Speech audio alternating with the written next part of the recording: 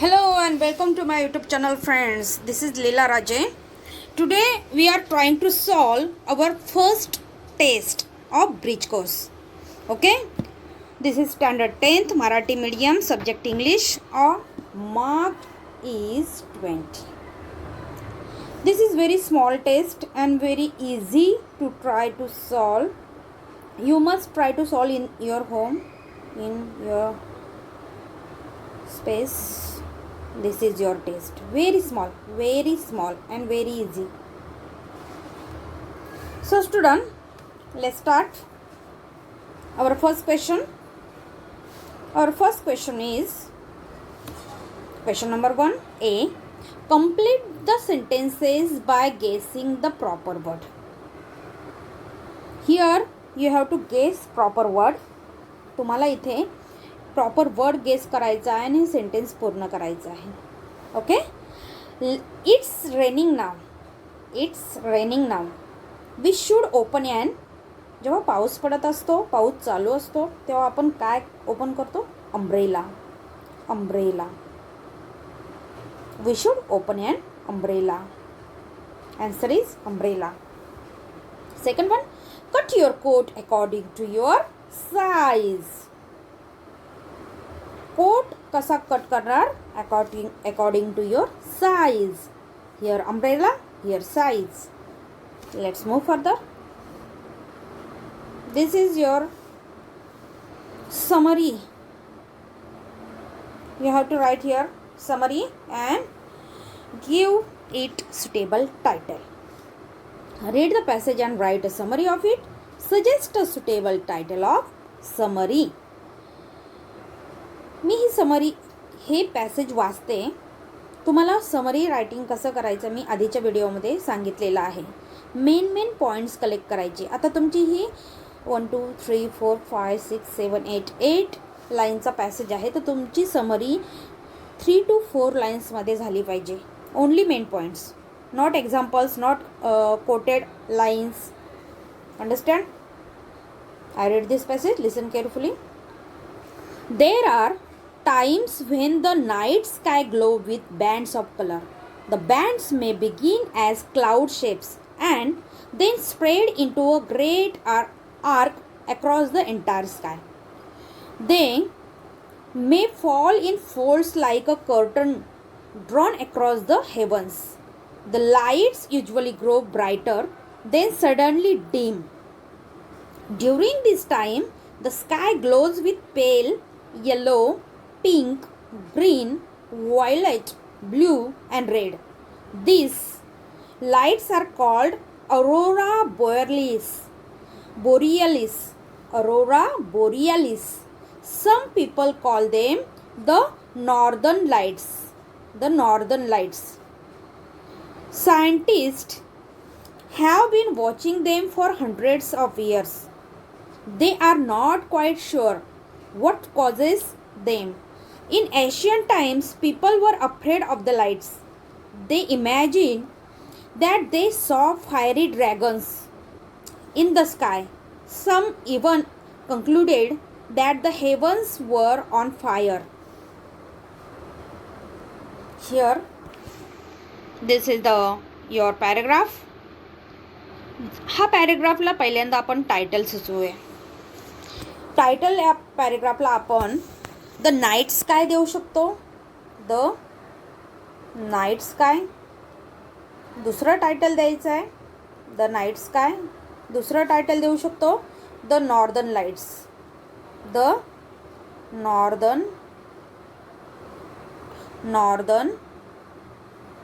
Lights. The northern lights title द्या.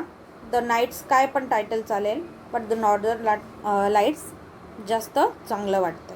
Okay, specific title वाटतं. Then समरीकडे येऊया. यामध्ये तुम्हाला रात्रीच्या वेळेस आकाश कसं दिसतं आणि जेव्हा त्याच्यात क्लाउड जमा होतात, ढग जमा होतात, ते वेगवेगळे फॉर्म घेतात आणि वेगवेगळे लाईट जेव्हा तयार होतात, त्या लाईट बघा इथे नाव आहे त्या लाईटचं, अरोरा बोरियालिस. अरोरा बोरियालिस असं त्या लाईटला म्हटलं जायचं. हे आलं पाहिजे तुमच्या याच्यामध्ये, बरोबर. त्यानंतर हे एक्झाम्पल दिलेले आहे ते तुम्ही स्किप करायचे आहे, बरोबर.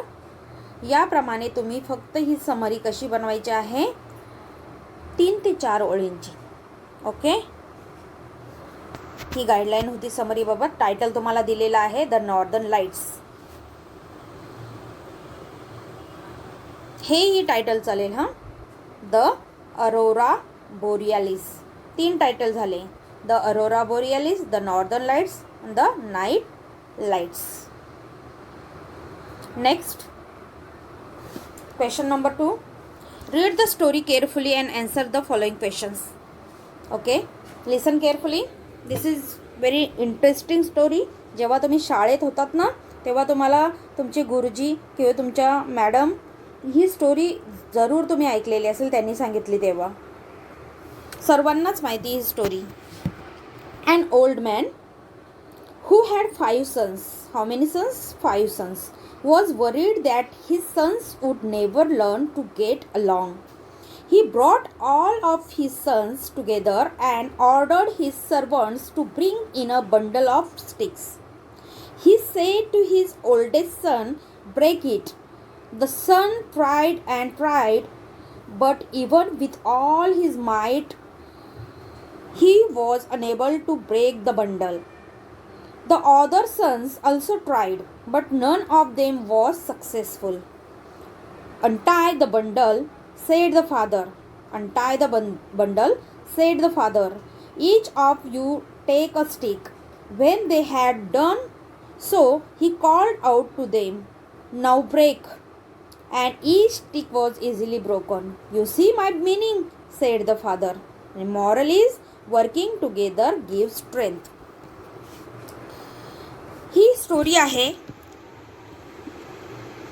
एक वडील आणि त्याची 5 मुलं. ज्या मुलांना एकीचे बळ माहीत नव्हते. मराठीमध्ये तुम्ही ही स्टोरी एकीचे बळ म्हणून वाचली असेल, ऐकली असेल. इथे मॉरल दिलेले आहे, वर्किंग टुगेदर गिव्ह स्ट्रेंथ. याच्यासाठी मी अजून मॉरल देईल. काय? Unity is strength. Unity is strength. Unity is strength. त्याच्यानंतर united we strong. United we strong. Divided we fall. Divided we fall. किती मॉरल झाले? 2 अजून मॉरल झाले. टोटल 3 मॉरल झाले, बरोबर. इथे क्वेश्चन आहे बघा. Read the above story and write your own opinion about it in 3 or 4 sentences. ही स्टोरी वाचून तुमचं मत काय आहे?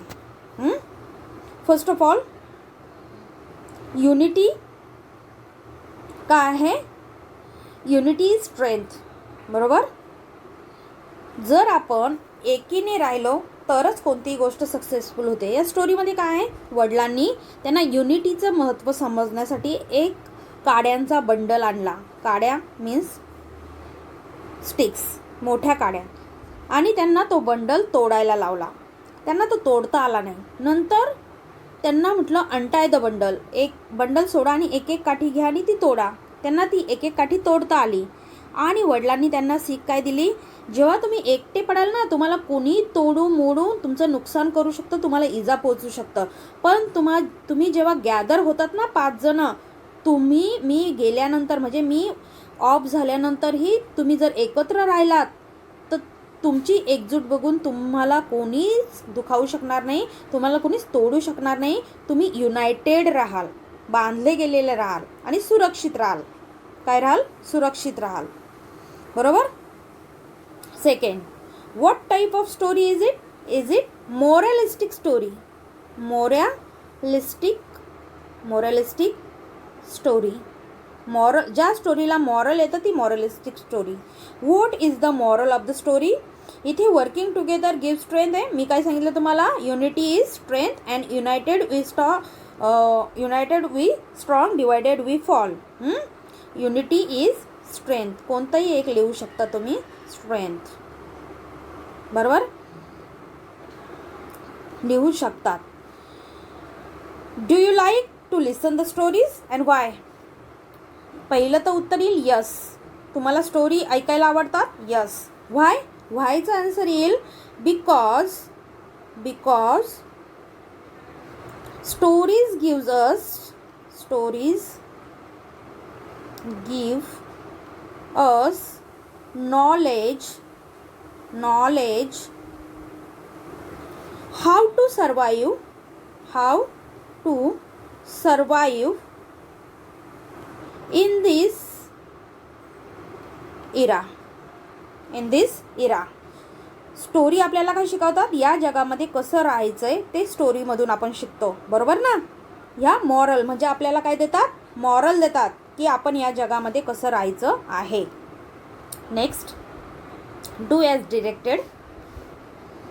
First, right a sentence of expressing surprise. तुम्हाला आश्चर्य व्यक्त करणारं एखादं सेंटेन्स तुम्हाला लिहायचं इथे. तर मी ते सेंटेन्स बनवलेलं आहे. नुकताच आता 10th रिझल्ट येतो आहे, तर मी ते सेंटेन्स बनवते. सरप्राईज द्यायचं आहे. मग सरप्रायझिंग वर्ड्स वापरायचे. Wow, I got 90% marks in 10th. बरोबर? वाव, इथे एक्सप्लेनेटरी मार्क आलं. Surprising. Second, right a sentence of expressing happiness. तुम्हाला आनंद व्यक्त करायचा आहे. तर आनंद व्यक्त करणारे अनेक सेंटेन्सेस आहे. मग तुम्ही 10th मध्ये पास झाला तर तुमच्या बाबांनी तुम्हाला बाईक घेऊन दिली. I got a bike from my father. That's why I am very happy. Happy sentence. Happy sentence झालं. हे लिहायचं आहे. Next, write 5 to 6 lines about your best friend. Best friend, आता ह्या 5 ते 6 ओळी बेस्ट फ्रेंडबद्दल लिहायचं आहे. तर मी पॉईंट सांगते. First, what is your best friend name. Name. What is your best friend name? What is your best friend's hobby? जसं तुम्ही मायसेल्फ लिहिता ना, तसं तुम्ही बेस्ट फ्रेंडचं लिहायचं आहे. Hobby, then passion, then interest, then his or her likes, dislikes,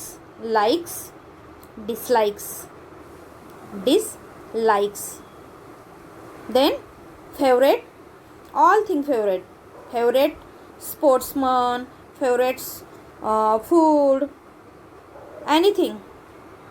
याप्रमाणे 4 ते 5 ओळी लिहायच्या आहे. 4 ते 5 ओळी तुमच्या होऊन जातात, बरोबर.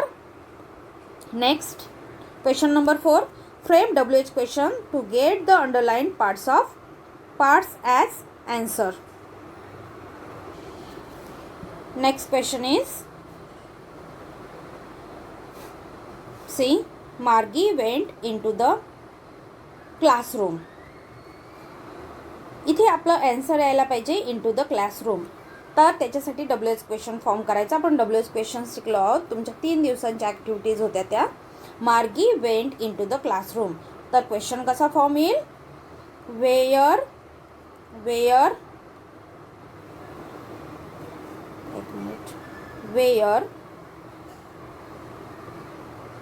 did Margie go? गोचं पास्ट काय? Went. Where did Margie go? हा क्वेश्चन फॉर्म होणार. Okay. Next is, these birds and leaves are called flushes. These birds and leaves are called flushes. Answer येणार flushes. त्यासाठी क्वेश्चन फॉर्म करायचा आहे. So friends, the answer is, write down the answer is,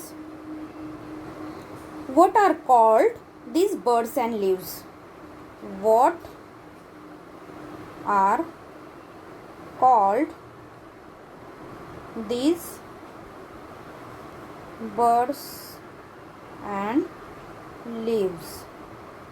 these birds and leaves. What are called these birds and leaves? Answer is flushes.